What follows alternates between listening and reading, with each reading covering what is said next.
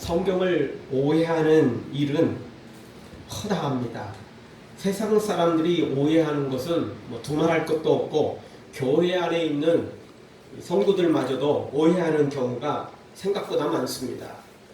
심지어 목회자들마저도 오해하는 경우가 있을 수 있으니까 성경이 얼마나 어려운지 정말 두말하면 더 이상 할 이야기가 없을 정도입니다. 지난주 우스갯소리로 사우정이 화장실에서 변기에 휴지 외에 다른 거 넣지 마세요. 그랬더니 대변까지 넣지 않고 바닥에 해결했다는 거 들으면서 한번 웃어봤습니다. 이렇게 오해를 하면 전혀 다른 상황이 되거든요. 성경도 그렇습니다. 앞뒤를 모르는 사람들은 그 한 구절만 띄어다가 성경을 오해하기 십상입니다. 세상 사람들은 두말할 것도 없고 그나마 교회에 좀 오래 다녔고 설교 좀 듣고 성경도 읽어봤다는 분들도 이게 오해하는 때가 많다는 겁니다. 너무 어렵기 때문에 그렇습니다. 일단 성경이 어려운 이유는 실천하기가 일단 어렵다는 겁니다. 문자적으로 주신 말씀 자체가 실천하기가 일단 어렵습니다. 그래서 두렵습니다. 그리고 또 하나 어려운 것은 이게 상징적인 이야기인지 이게 비유적인 이야기인지 아니면 진짜 이게 문자적인 이야기인지 이게 헷갈린다는 거죠. 왜냐하면 성경에 수많은 상징과 비유가 있고 또 실제 문자적인 행동으로 옮겨야 될, 순종해야 될 것들이 있기 때문에 그렇습니다. 그래서 어느 것인지 헷갈린다는 거죠. 오늘 성경도 얼마나 많은 사람들이 오해하는지 모릅니다. 오늘 성경에 나와 있는 것들, 신문이나 칼럼, 또 수많은 사람들이 이야기하는 지식인들이 또 이야기하는 것조차도 이 말씀은 너무나 등장을 많이 합니다. 여러분 신문 보십시오. 칼럼 보십시오. 수백 개, 수천 개까지 넘어갈 필요도 없어요. 수십 개만 보면 오늘 말씀은 꼭 등장합니다. 눈은 눈으로, 이는 이로. 꼭 등장하잖아요. 예. 교회 안에서 등장하는 게 아니라 일반 신문에서도 꼭 이 말씀이 등장해요. 예. 이렇게 돼 있다는 거예요, 성경에도. 그러니까 이렇게 할 수 있다. 이런 식이거든요. 오늘 성경을 인용하면서 많은 사람들이 자신을 정당화시키고 자신들의 행동을 정당화시키죠. 그런데 우리가 분명히 알아야 됩니다. 성경을 모르면요, 그냥 입 다물고 있어야 됩니다. 모르는데도 아는 것처럼 막 큰 소리 치는 사람들, 우습다 못해 너무 미련해 보이죠. 너무 어리석어 보이는 것입니다. 베드로후서 1장 20절 이하를 보면 이런 말씀이 있습니다. 먼저 알 것은 성경의 모든 예언은 사사라이 풀 것이 아니니 예언은 언제든지 사람의 뜻으로 낸 것이 아니요 오직 성령의 감동하심을 입은 사람들이 하나님께 받아 말한 것입니다. 그러니까 성령의 감동으로 성경을 기록했기 때문에 우리는 이 성경을 어떻게 읽어야 돼요? 성령의 감동으로 읽어야 돼요. 성령의 감동으로 해석을 해야 돼요. 아멘. 성령의 감동으로 순종을 해야 돼요. 아멘. 성령의 감동으로 기록된 말씀을 인간의 지혜로 이해하고 인간의 지혜로 이걸 뭘 하려고 하면은 반드시 오류가 발생해요. 입력 구호가 서로 틀려요. 일치하지 않는데 당연히 불일치하기 때문에 삐거덕거리게 돼 있어요. 그래서 성경은 성령의 감동으로 기록된 것이기 때문에 우리도 성령의 감동으로 읽고 성령의 감동으로 해석하고 성령의 감동으로 순종할 때 열매를 맺을 수 있는 거죠. 사랑하는 성도 여러분, 성경을 사사리 풀어서 오해하지 말고 성령의 감동으로 풀어서 성령의 감동으로 순종해서 큰 열매 맺기를 주의 이름으로 축원합니다. 자, 오늘 말씀 첫 번째 주시는 말씀은 눈은 눈으로 이는 이로 갚으라는 말씀은 보복이 아니라 공정하게 하라는 하나님의 뜻이라는 것입니다. 아까 말씀드렸던 것처럼 여러분 신문, 칼럼, 하여튼 또 일반적인 그런 책들 속에 이 눈은 눈으로 이는 이로라는 말씀이 많이 등장합니다. 어떤 사람들은 그나마 조금 알아서 이게 성경에 쓰여 있다 하면서 인용하며 그나마 인용하는 사람도 있는데 어떤 사람들은요 이게 성경에 쓰여 있는지도 모르면서 그냥 어디서 주워들어갖고 왜냐면 하도 많이 나오니까 이런 사람들은 또 교회를 굉장히 싫어하고 성경 인용하는 거 굉장히 싫어하는데도 이 말씀을 인용해요. 그래서 가만히 또 따져보면 이런 사람은 이게 성경이 있는지도 모르고 이게 무슨 논어나 맹자대에 들어있는 말인 줄 착각하고 또 인용하는 사람이 있어요. 진짜 그런 사람들이 있습니다. 책 읽다 보면. 진짜 웃기는 사람 많습니다. 인터넷 쪽 보면요, 얼마나 무식한 사람 많은지 몰라요. 성경에 있는 내용을 무슨 성현에 이르기를 이래가지고, 우리 보통 성현에 이르기를 그러면 어디 나오는 거죠? 우리나라 이 공자, 맹자, 이게 우리나라의 그런 것들 주로 이야기하는 분들이거든요. 주로 유교에 이게 있는 사람들 쪽이거든요. 그 다 성경에 있는 거거든요. 근데 그래서 사람들이 뭣도 모르면서 그냥 주워 들은 건 또 어디 있어가지고 그렇게 인용하는 경우가 있습니다. 자, 오늘 이 38절 눈은 눈으로 이는 이로 갚으라는 이 말씀은 출애굽기 21장 24절 말씀을 예수님께서 인용하신 것입니다. 이게 너무나 사람들이 오해하고 너무나 이게 틀리기 때문에 예수님이 이 말씀을 꼭 집어가지고 이 말씀을 지금 너희들이 오해하고 있다. 그러면서 구체적으로 이 말씀을 어떻게 실천해야 되는지를 가르쳐주고 있습니다. 물론 그 가르쳐주신 말씀조차도 조금 어렵기는 해요. 그럼에도 불구하고 그 오해된 부분들을 많이 예수님께서 해소시켜 주신 것입니다. 그 이야기는 그만큼 이 말씀이 오해가 깊고 문제가 많다는 거죠. 출애굽기 21장 24절에 보면 눈은 눈으로, 이는 이로, 손은 손으로, 발은 발로, 데운 것은 데움으로, 상하게 한 것은 상함으로, 때린 것은 때림으로 그렇게 갚으라라는 말씀이 있습니다. 근데 이 말씀이 참 너무 어려워요. 너무 어렵습니다. 왜냐하면 우리가 잘 알듯이 예수님 하면, 성경 하면 뭐죠? 사랑하라. 누구까지? 원수까지 사랑하라. 이런 말씀이거든요. 근데 눈은 눈으로, 이는 이로. 이 이야기는 보복이잖아요. 그대로 갚으라는 거잖아요. 그러니까 이게 좀 안 맞는 거잖아요. 원수까지 사랑하라고 했는데 이건 또 눈은 눈고 이는 이로, 이런 말씀이 서로 상충되잖아요. 서로 이게 안 맞잖아요. 그러니까 또 믿음이 조금 있는 사람들은, 또 교회 생활 조금 한 사람들은 또 여기서 또 해석을 그런 대로 또 해야 됩니다. 구약 성경에는 눈은 눈으로, 이는 이로 이렇게 되지만 예수님이 오셔서 이걸 사랑으로 완전히 바꾸셨어.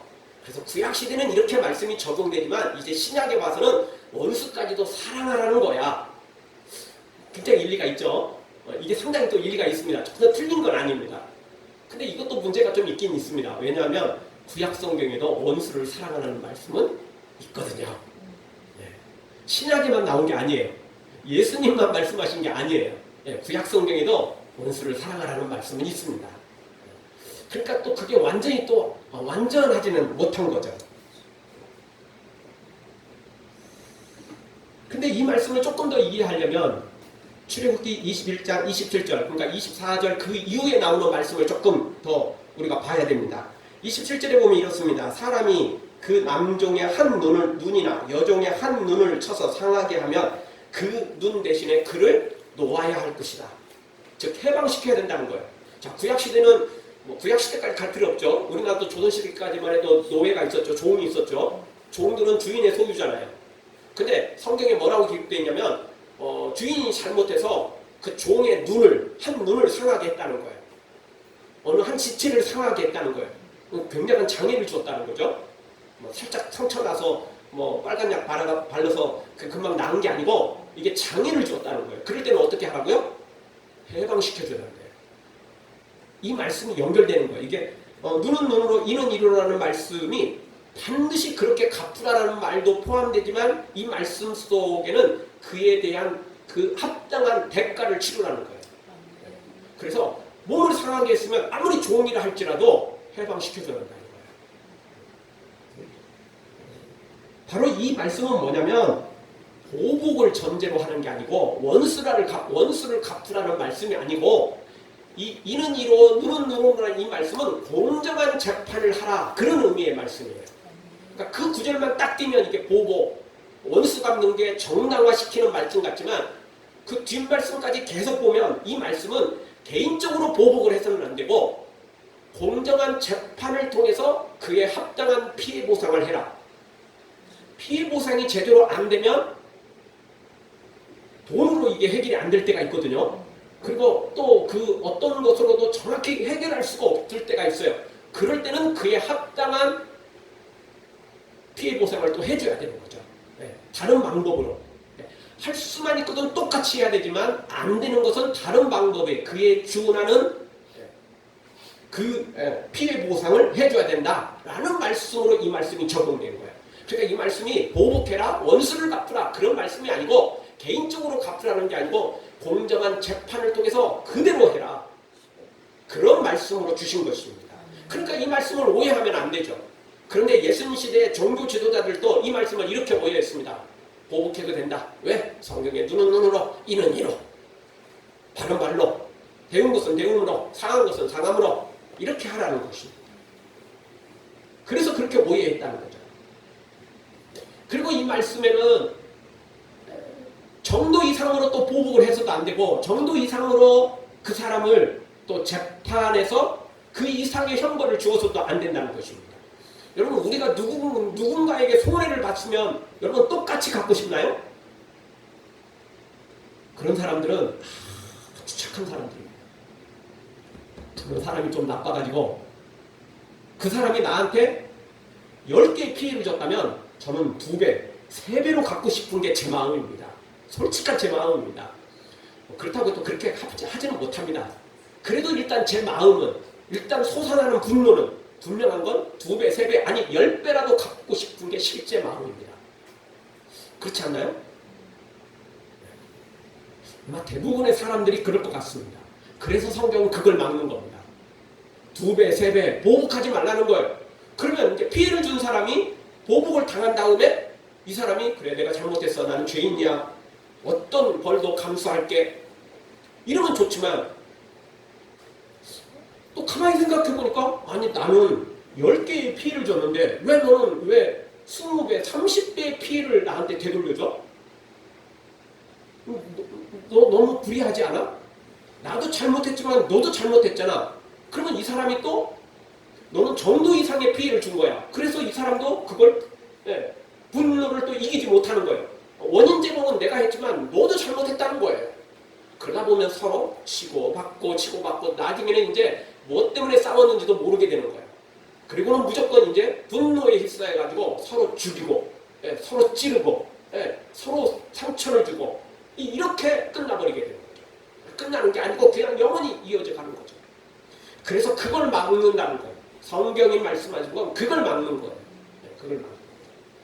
그래서 눈은 눈으로 이는 이로 이 말씀은 보복하라는 말씀이 아니고 우리의 이 감정을 다스리라는 거예요. 10배, 20배로 갖고자 하는 이 보복하는 마음, 증오의 마음, 미움의 마음 이거를 딱 그대로만 딱 그것만큼만 하라는 거예요. 쉽게 설명하면 여러분 그렇습니다. 누군가가 내 살을 1cm만큼 찢었어요. 그것 때문에 내 살이 찢어졌어요. 그러면 이거는 이제 보복을 하는 사람들은 딱 1cm만 찢겠어요? 2cm, 3cm 깊이는 더 깊이, 더 강하게 이러지 않겠어요? 근데 이걸 이제 똑같이 이걸 하려면 상대방도 1cm를 찢어야 되나요? 자 대고 이게 하다 보면 어떻게 되죠? 그 이상 보복을 못 하는 거예요. 야, 너 조금 더 한 것 같은데? 그치? 조금 더 한 것 같지? 야, 미안하다. 너 내 거 조금 더 네가 나 찢어야겠다. 이렇게 할 수 없는 거잖아요. 그러다 보면 보복하는 마음을, 증오하는 마음을 우리가 사라지도록 만드는 게 그게 성경이라는 거죠. 그 이상 하지 말라는 거예요. 그래서 서로 계속 그 갈등이 쌓이고 증오가 분노가 쌓여서 집안 대대로 그냥 원수 집안을 그렇게 만들지 말라는 거예요. 딱 그것만큼만 하라는 거죠. 사랑하는 성도 여러분, 하나님의 말씀을 자의적으로 해석해서 내 행동을 정당화시키고 그리고 나의 모든 것을 합리화시키는 그런 미련한 해석을 하지 말고 성령의 감동으로 잘 해석해서 하나님의 거룩한 뜻을 이루는 하나님의 사람들로 우리 모두가 세워지기를 주의 이름으로 축원합니다. 두 번째 주시는 말씀은 악한 자를 대적하여 악을 악으로 갚지 말아야 된다는 것입니다. 자, 이것이 예수님의 가장 큰 해석입니다. 자, 그 이상의 보복을 하지 말라라는 말씀은 소극적인 해석이고, 진짜 그러면 예수님의 해석은 뭐냐? 진짜 정답은 뭐냐? 악을 악으로 갚지 말라는 것입니다. 자, 39절을 보십시오. 39절 우리 한 목소리로 한번 39절 다 같이 읽겠습니다. 나는 너희에게 이르노니 악한 자를 대적지 말라. 누구든지 내 오른뺨을 치거든 왼뺨도 돌려대며. 아멘. 자, 가장 큰 오늘 성경의 해석의 첫 번째, 아니 정답은 뭐냐면 나는 너희에게 이르노니 악한 자를 대적지 말라. 그러면서 이제 39절 하반절부터 이것에 대한 보충 설명을 하고 있는 거죠. 오른뺨을 떼면 왼뺨도 돌려대고, 뭐 속옷을 달라고 하면 겉옷까지도 주고, 뭐 오리를 가라 그러면 십리까지도 동행하는, 뭐 이런 말씀들을 주고 있습니다. 핵심은 뭐냐면 악한 자를 대적하지 말라. 악한 자를 대적하지 말라니까 악한 자한테 항의도 하지 말고 악한 자는 그냥 악한 대로 그냥 놔둬라, 그런 의미로 또 오해하면 안 됩니다. 이 말씀은 좀 더 정확히 표현하면 악을 악으로 갚지 말라는 거예요. 악을 악으로 갚지 말라, 그런 말씀이죠.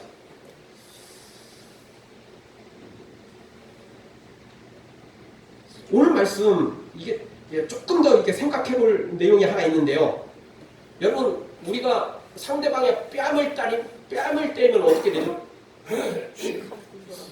상대방의 어느 쪽이 맞죠? 요즘에는 뭐 왼손잡이도 있긴 있습니다. 근데 이제 주로 오른손잡이기 때문에 오른손으로 떼면 상대방의 왼쪽이 맞죠? 근데 오늘 성경을 자세히 보십시오. 내 오른뺨을 치거든. 그냥 오른뺨이잖아요. 왼뺨이 아니고. 그럼 예수님은 왼손잡이나요? 예수님은 왼손잡이라 가지고 상대방의 그 오른뺨을 이렇게 때리거든. 그 예수님 그렇게 지금 이 말씀을 하셨을까요? 조금 이상하죠? 뭐 그냥 오른뺨이든 왼뺨이든 뭐 그냥 상대 반대쪽 대달라 뭐 이런 말씀으로 이해하면 또 되겠지만, 이게 왜 이렇게 됐을까? 이유가 있습니다. 뭐 우리나라도 그렇습니다. 우리나라에서도 이게 뭐 힘 있는 사람들이 상대를 약간 뭐 놀리면서 이야기를 할 때 뺨을 때리기도 하지만 툭 건드리면서 이야기할 때가 있어요. 그렇죠? 특히 깡패들 주먹을 휘두를 때도 있지만 그냥 한 번씩 이렇게 두드리면서. 근데요, 이 뺨으로 맞는 것도 이게 그렇지만 손등으로 맞는 것도 이게 굉장히 기분 나쁜 겁니다. 굉장히 자존심 상하는 것입니다. 이게 그냥 자, 상대방의 왼뺨이 맞으려면 보통 오른손잡이가 때리려면 이렇게 때리는 게 아니고 손등으로 때려야 된다는 결론이 나오죠. 그래서 여기서 손등으로 때린다는 거, 이게 말이 되는 거죠? 잘 말이 안 되죠. 화가 나면 그냥 때리는 거죠. 이렇게 때리는 사람이 없어요. 왼손잡이나 이렇게 오른쪽으로 때리는 거죠. 근데 이게 우리나라 사람도 아까 말씀드렸던 것처럼 이렇게 툭툭 치면 이게 굉장히 자존심 상하는 일이고 그런 건데, 유대민족들 그쪽 나라는 더더욱 그렇습니다. 손등으로 때리는 건요, 이게 인격 모독에 해당됩니다. 요즘 우리식으로 말한다면 이거 2번 죽이는 겁니다. 2번 죽이는. 그래서 오늘 성경에 오른뺨을 칠 때 이게 그냥 뺨한데 이게 분노 때문에 친 게 아니고 이중 인격 모독을 한 거예요. 이중으로 인격 모독을 한 거예요. 이게 손등으로 친 것은 그런 의미가 담겨져 있어요. 2번 죽이는, 이런 상황에서도 다른 쪽의 뺨을 돌려대라. 예수님 그렇게 말씀하신 거예요. 자, 일단 이 상황이 지금 아주 가벼운 상황이 아니라는 거예요. 뺨 한 대 맞는 것도 크죠? 그렇죠, 여러분? 여러분 뺨 한 대 맞으면 여러분은 기분 좋습니까? 그냥 괜찮아, 넘어갈 수 있는 문제입니까? 아니죠. 절대 그럴 수 없죠. 근데 이게 2번 죽이는 거예요. 손등으로 쳤어요. 그래서 이중 모독이에요, 이건. 2번 죽이는 거예요. 근데 이런 심각한 상황인데도 불구하고 예수님은 뭐라고 말씀하셨냐면 다른 쪽도 대라. 왼쪽 뺨도 대라. 이렇게 말씀하신 거예요. 그러니까 이 말씀이 정말 보통 사람들은 할 수 없는, 지킬 수 없는 내용이에요. 근데 여기서 또 더 어려운 이야기. 아까 왜 왜 일반 성도들은 뭐 두말할 것도 없고 왜 목회자들마저도 이 말씀이 왜 어렵느냐? 그 이유는 바로 여기에 있습니다. 자, 그러면 분명히 예수님께서 오른뺨을 맞거든 그것도 모독을 당해서 손등으로 맞아서 이렇게 됐는데도 불구하고 왼뺨을 돌려대라고 말씀하셨죠. 그럼 예수님은 진짜 그렇게 하셨나요?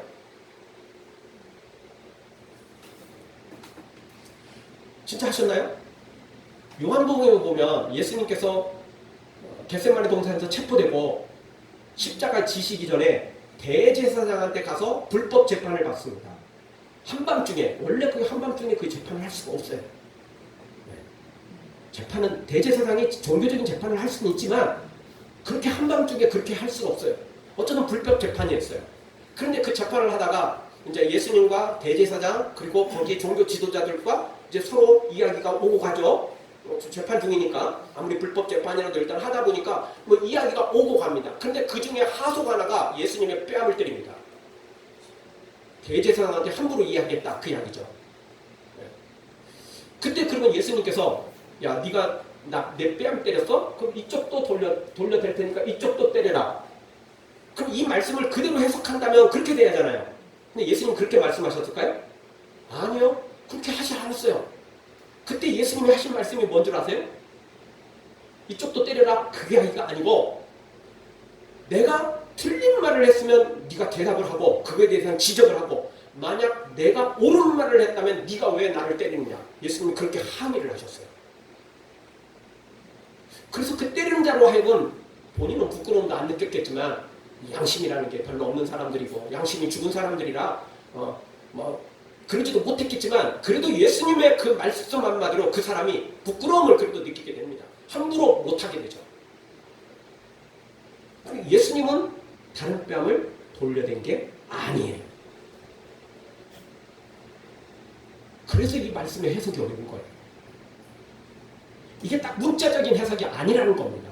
그럼에도 불구하고 앞부분에 아까 말씀드렸어요.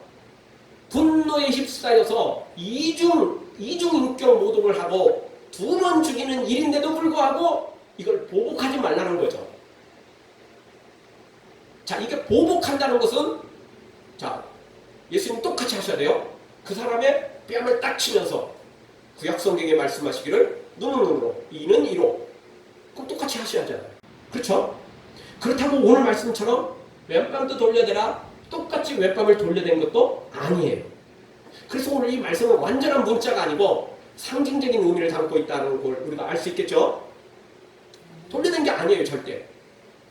그리고 솔직히 상대방의 화가 지금 나서 어쨌든 뭐 본인이 오해를 했던 뭐 본인이 나쁜 놈이든 어떤 상관없이 본인이 뺨을 따르는데 상대방이 왼뺨도 돌려대고 이러면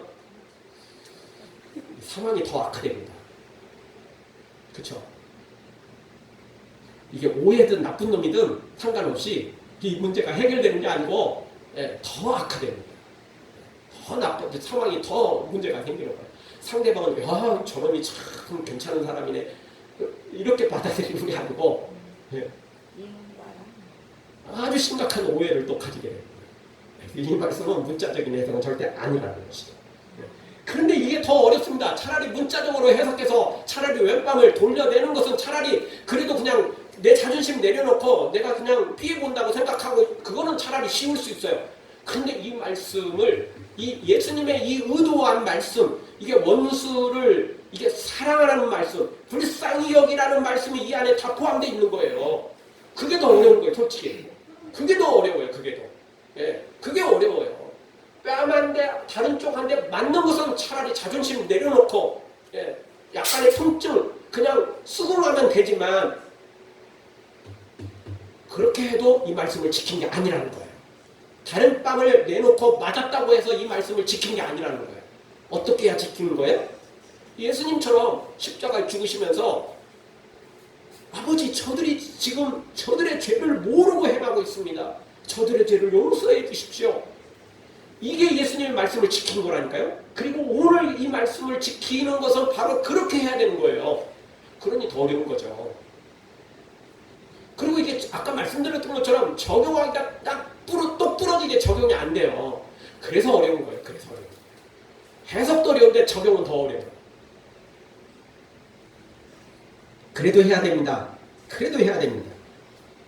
세계 2차 대전 당시 우리는 독일이 유대인을 얼마나 많이 죽였는지 600만 명을 죽였다. 이렇게 우리가 알고 있습니다. 바로 아우슈비츠 포로 수용소죠.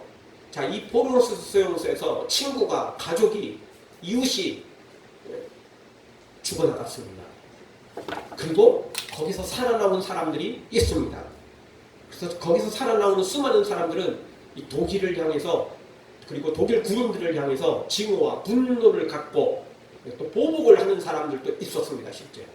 그렇지만 사람들한테 감동을 주고 사람들한테 큰 영향력을 끼친 것은 바로 거기서 남아가지고 다시 또 공부를 해서 의사가 되고 심리학자가 되고